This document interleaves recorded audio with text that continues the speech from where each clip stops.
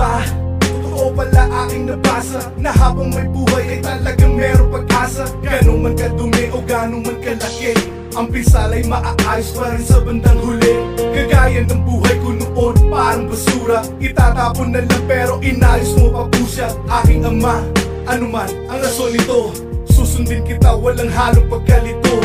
Salamat po sa bagusin mo na iyong likha, sa maayos na buhay ko ngayon dati isang dukha. At sana'y patuloy na gabayan, nang di na bumalik sa dati kong nilakbayan. Pagpupakot, balutot at maputik na daan, alam ko naman kung di nyo ako papabayaan. Kaya salamat, salamat po aking ama, sa pangalawang buhay na aking tinatamasa. Salamat sa pangalawang pag-asang binigay mo, ang mabuhay dito sa mundo. Ang isang katulad ko, makasalanan.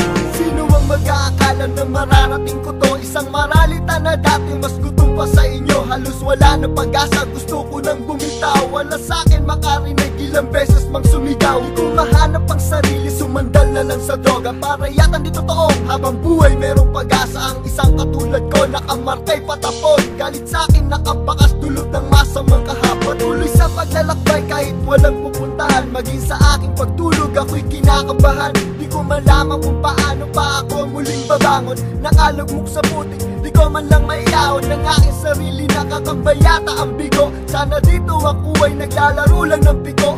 Hanggang isang araw may inabot ako kamay, siya na pala yung tinatawag nating gabay. Salamat sa pangalawang pag-asang binigay mo, ang mabuhay dito sa mundo. Ang isang katulad ko,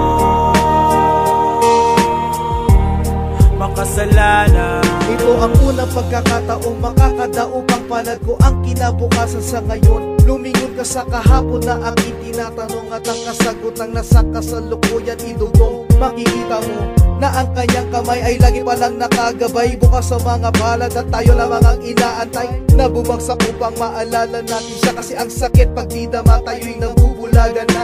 Di may isip ang mali ko, ang lahat ay lagi tama. Di makikita ang hirap niya kung puro lang ginawa. Ang bulong mo sa konsensya ko'y lubang nasasapawan ng mga likong gawa na di ko namamalay. Ngunit ngayon, ang daanan ay muli ko nasilayan. Ang liwanag sa kamay ay may pit kong hahawakan, at sasabay ang bakas ng iyong paa sa buhanginan, habang ang mga salita mo ang aking ipapasa.